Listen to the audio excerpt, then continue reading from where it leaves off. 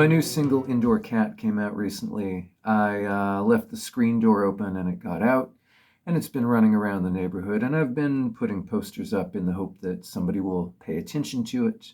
And as part of that process, I just wanted to take a little bit of time and kind of chat about the construction of the song, where some of the lyrical ideas came from, and point out some of the layers that went into the arrangement, particularly interesting things that I think were done by some of the very good guest musicians I had for this track.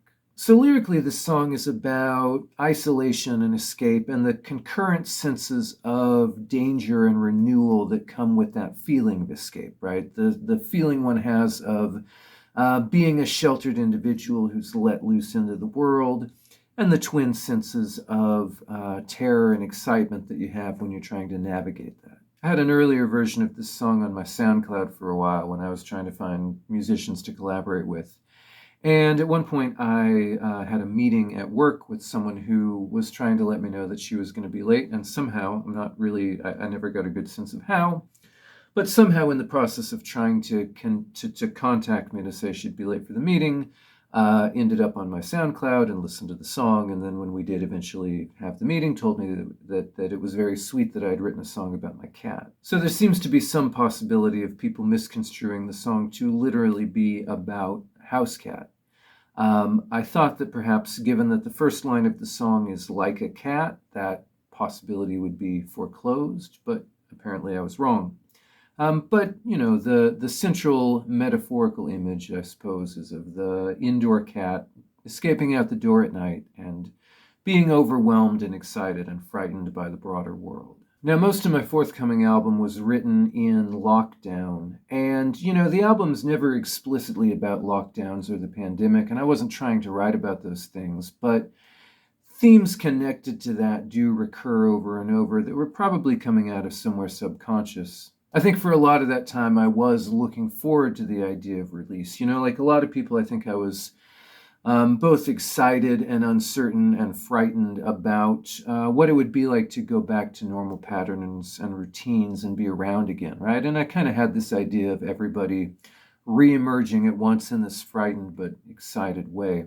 And granted, that really had nothing in common with the actual experience, so in some ways, I suppose the song ended up being a bit of an artifact, but, you know, I think I've made the central metaphor vague enough that maybe it'll stand up anyway. Now, sonically, what I was trying to do with the piece is create something fairly accessible and straightforward, but that still has kind of a sense of mystery and atmosphere and movement. So the song contains 4 chord progressions that are all fairly simple, all built around fairly basic chords, you know, but I've tried to include some variations on those chords which add a little bit of a sense of mystery and uncertainty, you know, some misty forest at night kind of chords. So the opening progression is basically just a bunch of variations on an E minor, right? Just an E minor with this traveling high note.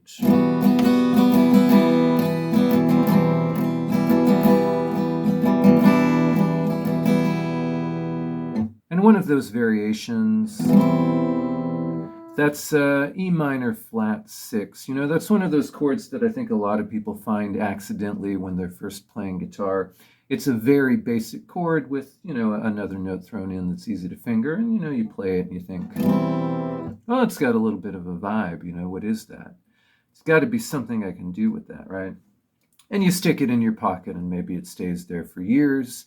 And in my case, this is, I guess, when I brought when I brought that chord out of my pocket, because that kind of is that chord is kind of the emotional axis that a lot of the song ended up being built on. Now, the verse progression is just this kind of simple up the neck thing. Starts off in E minor and then goes to a couple of chords that I'm not really sure what they are, frankly. Pretty simple things with a lot of open strings. So something like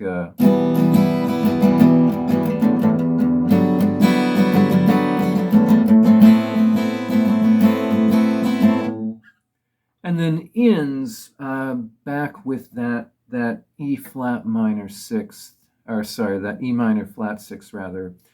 With the transition then just to the straight E minor, so that. And when I first wrote the song, I had that whole progression, except that little bit at the end with the E minor flat six, and it was all right, but it just kind of lacked it. It something felt inadequate or flat or colorless. And then when that last bit came into the verse progression, it really just kind of it all of a sudden it had a lot more color, and it just kind of cracked the thing open. So that little detail, that chord is definitely it's earning its supper. That chord pretty much is this song, and I should probably ban myself from ever using it again anywhere else. And as the song progresses, you have some other little layers that come in during that verse section over that verse progression, just to add a little bit of a sense of movement and build between repetitions. At the beginning of the second verse, there's this little electric harpsichord line.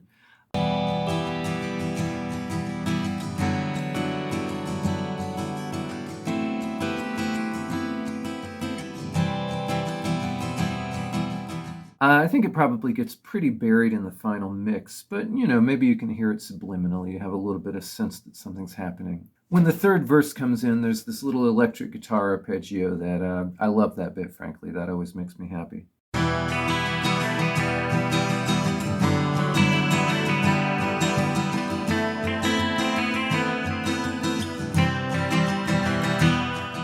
And then in the second halves of the second and third verses, you have this descending synth line.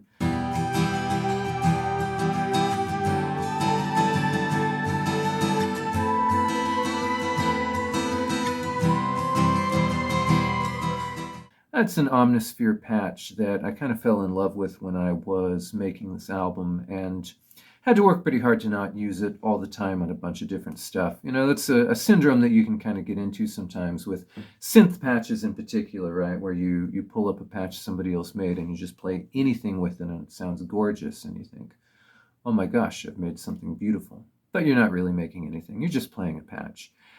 So I've had to restrict myself in the use of that sound and just kind of throw it in for color where it was really needed. And I really like what it does in that when it is added as a layer in that verse. Now we have a little bridge section here where I go up the neck and play some pretty high chords.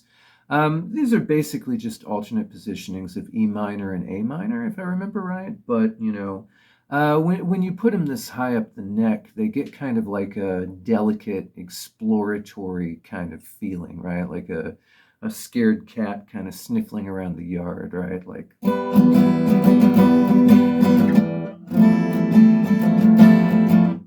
Now, in this song, I worked with the session bassist Orrin Cummings, who does some amazing work on the song in general, and really on this bridge section in particular. Now, he's doing all kinds of little runs here, and even kind of a solo near the end that really play wonderfully off that basic progression, add movement and flavor. Just in general, I really love what he's brought here with his bass work. I can't speak highly enough of it, and these bridges are some of my favorite work he's done on this album.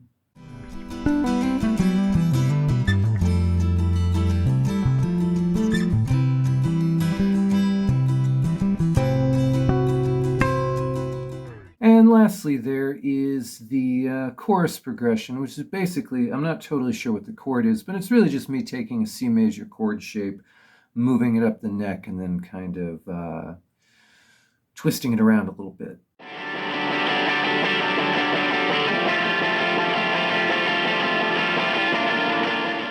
So this chorus section also has the first appearance on anything I've done of a live string section by Rita Fortorens. And, inevitably when you do a final mix, certain things kind of have to be subsumed to serve the larger song. And some of the subtleties of what she's doing here get a little bit washed out. But, as if you listen to it as a freestanding element, I think it's really cool what she's done here, and it really kind of does bolster that chorus section.